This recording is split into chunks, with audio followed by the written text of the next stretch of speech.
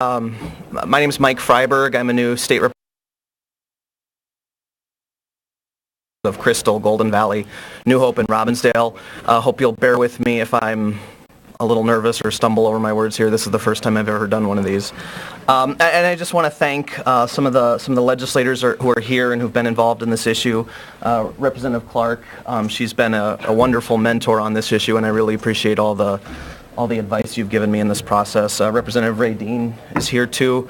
He's been very active in this issue since before he was in the legislature. He knows a ton about it. Representatives Moran and Allen are here, and I know Representatives Davney and Mullery have been very involved in this issue too and have provided a lot of years of leadership on the issue of foreclosure. Now, I got interested in this issue primarily because of my constituent, Rose McGee, who's right here. I won't say too much about her story because I'd like her to do that herself. She has a beautiful house in Golden Valley. She lives just a few blocks away from me. She's lived there a long time. She'd made all her payments on time. She had some tough life changes and just couldn't keep up with the payments. So it's not a case of somebody getting a mortgage they couldn't afford. She'd been there for years. She was a victim of dual tracking. This is basically a process where a mortgage lender is ostensibly working with a person to modify their loan while at the same time somebody else is there undercutting the process and instituting foreclosure proceedings without telling them. Now, I understand she's had some positive news lately, but she wanted to make sure nobody else goes through this process, so she feels it's important that this legislation move forward. And a lot of people aren't as fortunate as Rose, or aren't as much of a fighter. I've seen that firsthand. Now, when I went door knocking, I saw lots of vacant, foreclosed homes throughout my district. The house next door to me in Golden Valley is a vacant, foreclosed home. So this is an issue that affects all of Minnesota, whether it's urban, rural, or suburban. And that's why I think a legislative response is important. So I just want to say a little bit about the bill here. It's modeled after the California Homeowners Bill of Rights. The provisions in it are common sense regulations. I don't see a valid business reason for a bank or a mortgage lender to engage in a process like dual tracking. So to me, it seems to make sense. But just in short, the bill prohibits dual tracking. It requires homeowners to have a single point of contact. Anybody who's ever worked through a phone tree knows it can be hard to find the right person or the person who has actual decision-making authority, especially when you're dealing with a very large company. It requires additional notice to military service members, and it requires mandatory mediation, just so that the process is less adversarial than it can be. This is sort of the first version of the bill. We may add something or tweak some provisions of it, but I think it's a really important piece of legislation, and just want to turn it over to Rose, I guess. Thank you. Thank you very much. I appreciate what the legislators are doing. This is very important. I want to just start out by saying one of my favorite poets said, "What happens to a dream deferred? Does it dry up like a raisin in the sun?" And then the last line of it is, "Does it explode?" And I think in my case, explosion came when I realized that having lived in my home for almost 20 years and it's now being taken away from me, sometimes we don't know where that energy comes from that says you're going to fight. This is not how I was planning to spend my time at this age. I think about my neighborhood, I think about my neighbors, and I think about the fact that we've had so many wonderful experiences in my home. We've shared it to so many people. But to suddenly find out that because of a job layoff about a year ago, I can't keep up with the payments, I immediately notified City Mortgage to let them know that I wouldn't be able to, but I believed that I was going to get employment again, which I was. And even with that, now they were saying to me, okay, let's take a look at what modification can look like for you. And just disregard any writings or letters or phone calls that you may receive from us, because that's just part of robocalls. So I'm listening to that and I'm believing that. So the original sheriff's sale was moved out, and I'm thinking that we're really working here. Only to learn one day when I called and said, "What's the status?" Well, guess what? Your house has been sold. Well, that's pretty devastating. I thought maybe, you're kidding, right? You don't really mean that. But they did mean that. So since then, it's just been calls after calls, fight after fight. There have been several organizations that have worked with me, and I've got the law firm now of Jews that's working with me, and to have NCRC and Jewish Community Action, Occupy, all of them coming together and saying, let's fight with you. What I've discovered is people don't know where to go to fight. They don't know how to fight. But what I've also discovered is there shouldn't have to be a doggone fight. Not like it's been for this many months. Right. If you've paid your mortgage this many years, why the heck is it that you should suddenly be kicked out? There hasn't been any kind of form of legal mediation that has taken place up front. Why not? Why is it that the only time that I've had any kind of due process has been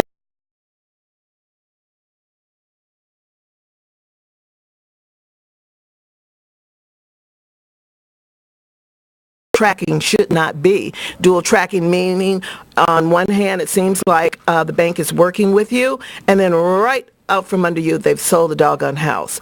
And when I learned what this meant, because first of all I never heard of the term, and now it's like, okay,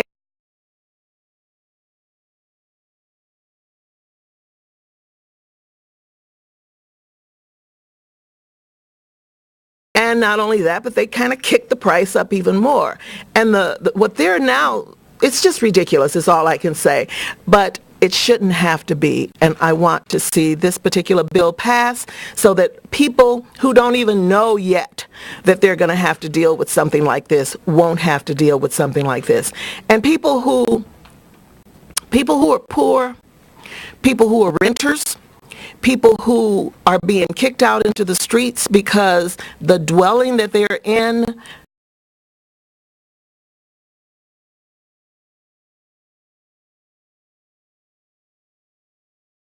current language does. So it's not just my fight. This is a fight for people who aren't here. This is a fight for people of all classes. And not only that, I hope that people recognize it's not just a particular party. This is not just about the Republicans. It's not just about the Democrats or just about the Green Party. This is something that is about humanity. Thank you.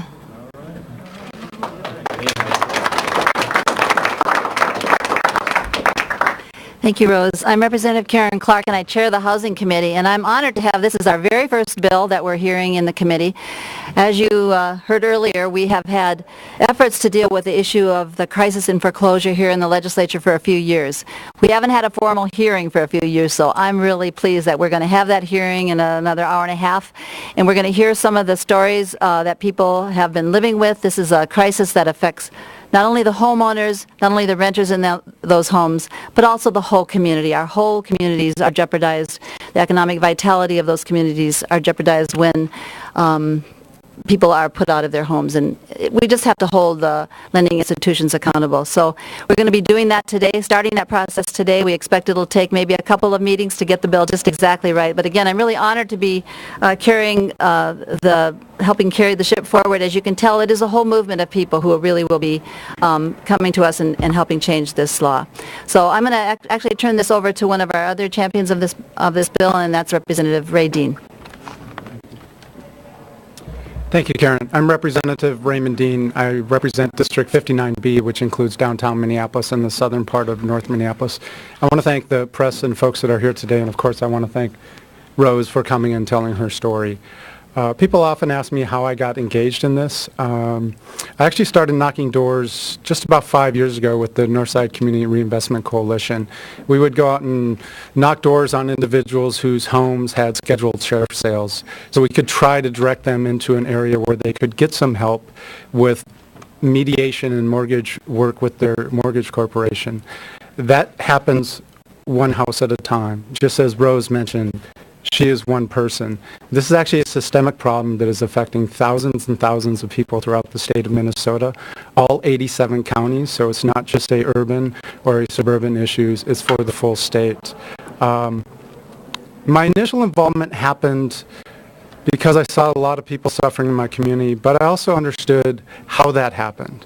I had moved into my house in North Minneapolis in 2004, and in about mid-2005 I started receiving phone calls every night asking me if I'd like to refinance my home because now is a great time. And I'm not kidding you. It was every night. Fortunately, I was in a financial place where I was not interested. The loan I had was fine. I wasn't going to worry about it.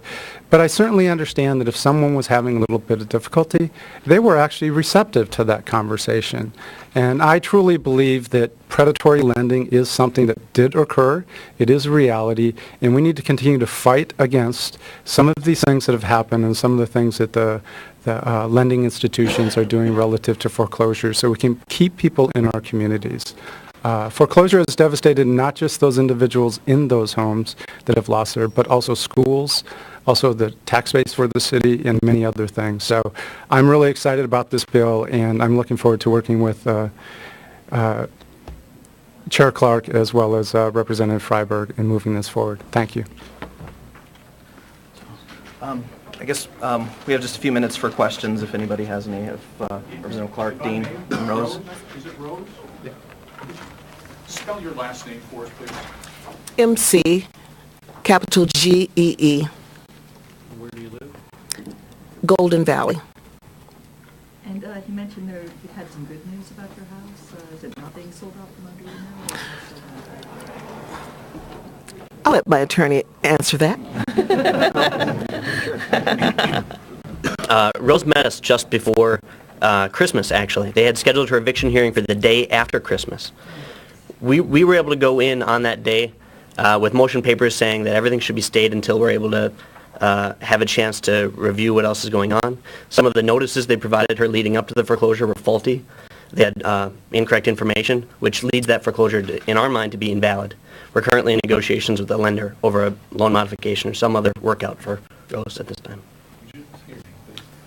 Sorry, John Drewes, D-R-E-W-E-S, of Drewes Law. And Michael Wang is here too. He is helping with the case. How likely is legislation to pass lawmakers to pass the State House, Representative Clark? I think it's quite likely. It's definitely going to pass our committee, and after that, it'll probably go to at least one or two other committees.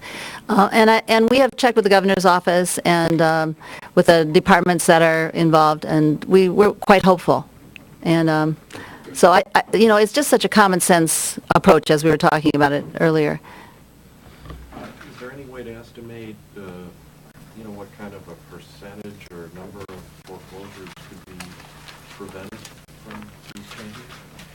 I'll see if anybody knows the prevention data that you said, but we had about 22,000 families who lost their homes to foreclosure in 2011. I don't have the 2012 numbers yet, but that's been a constant increase. Now, I'm hoping the news will get better as the recession backs off a bit, but right now it's still a huge problem. And I don't know if anybody knows the percentage. I think you could probably ask everyone in this room, including yourselves, do you live near a home that's been foreclosed? How many people in this room live near a home that's been foreclosed? So it's big. I mean, I can tell you the house behind me and the house to the right of me were foreclosed in my neighborhood. And, it not only devastated those families, my home equity went way down. And so it affects all of us. Are you expecting any Republican support for this legislation? Co-sponsors? Have you been approached by anyone? Have you approached anyone? Not yet. I'm certainly hopeful. As I said, these are pretty common sense things. I don't see what sort of business justification there could be for it. So I am hopeful, particularly as this moves through the process, that we will be able to attract Republican support. All right. Well, thank you everybody for coming, and yeah. So and thank you everybody who's here. I really appreciate it. Good job. Thanks. So for folks, at 12:30 in the basement.